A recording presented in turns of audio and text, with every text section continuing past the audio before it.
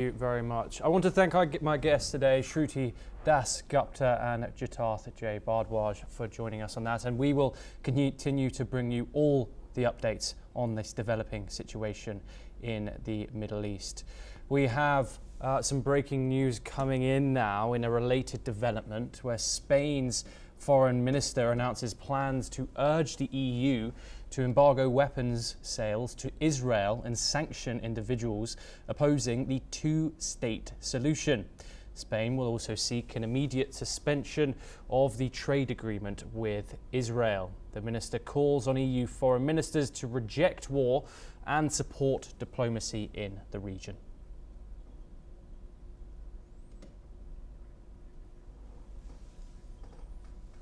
We stay in the Middle East. Iran has executed a man accused of spying for Israel's Mossad as tensions between the two countries continues into the 11th day of escalation.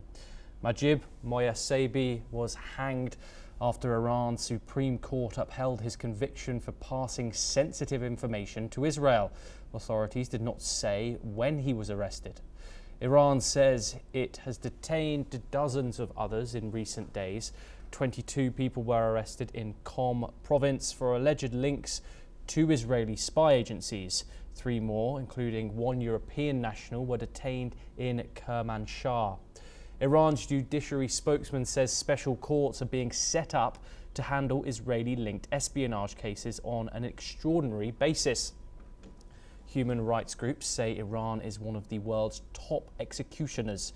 Norway-based Iran Human Rights says at least 223 people have been arrested nationwide over suspected links to Israel, though the true number could be much higher.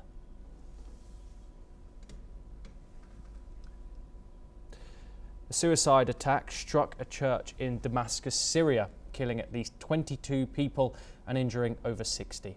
The attack happened during a packed service in St. Elias Church in the Dwella neighborhood. According to Syrian authorities, the attacker opened fire before detonating an explosive belt. The Islamic State group has been blamed for this unprecedented assault inside a Syrian church. Eyewitnesses described the chaos as worshippers tried to stop the attacker. First responders rushed victims to hospitals while security forces secured the area. Here's what a resident of the neighborhood said.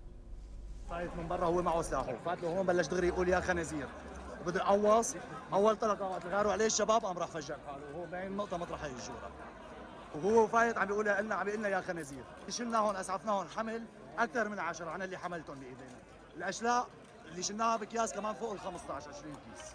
The Syrian Interior Ministry called it a criminal, sinful bombing and vowed to investigate thoroughly. Let's have a look at what the spokesman for the Syrian Ministry of Interior Affairs had to say.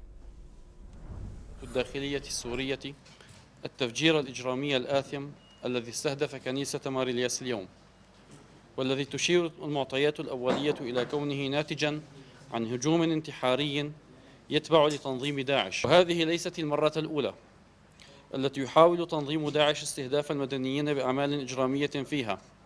فقد أحبطت وزارة الداخلية محاولتي تفجير في كل من مقام السيدة زينب وكنيسة معلولة في عمليات دقيقة ومعقدة. إننا في وزارة الداخلية نعمل مع الجهات المعنية لكشف تفاصيل الحادثة، ونعكف على استكمال التحقيقات وجمع الأدلة لتحديد هوية المنفذ. Meanwhile, international leaders condemned the attack. The UN envoy called it a heinous crime, while the US envoy labelled it an act of cowardice. Turkey and France also condemned the violence, urging unity against acts like these. The Orthodox Patriarchate urged authorities to protect all citizens and prevent further violations against religious sites. Security remains a critical challenge for Syria's new government amid ongoing threats.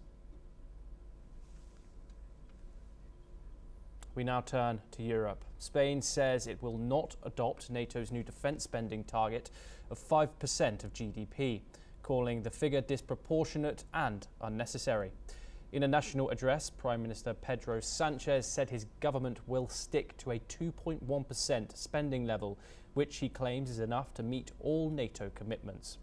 Listen in to what Pedro Sánchez, the Spanish Prime Minister, had to say. Nosotros entendemos la dificultad del contexto geopolítico, respetamos, como no puede ser de otra manera, plenamente el deseo legítimo de otros países de aumentar su inversión en defensa, si así lo quisieran, pero nosotros no vamos a hacerlo. Y no vamos a hacerlo por tres razones fundamentales que me gustaría compartirles brevemente. En primer lugar, porque en nuestro caso, un 5% del Producto Interior Bruto de gasto en defensa sería desproporcionado e innecesario. Diplomats confirmed that all 32 NATO members agreed to the 5% goal by 2035, despite Spain's opposition. Earlier in the week, Sanchez sent a letter to NATO chief Mark Rutte requesting to opt out of the target, raising concerns it could derail the upcoming summit. Last year, Spain spent just 1.28% of GDP on defence, the lowest in the alliance.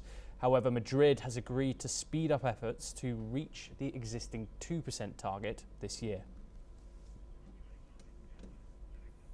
Well, that is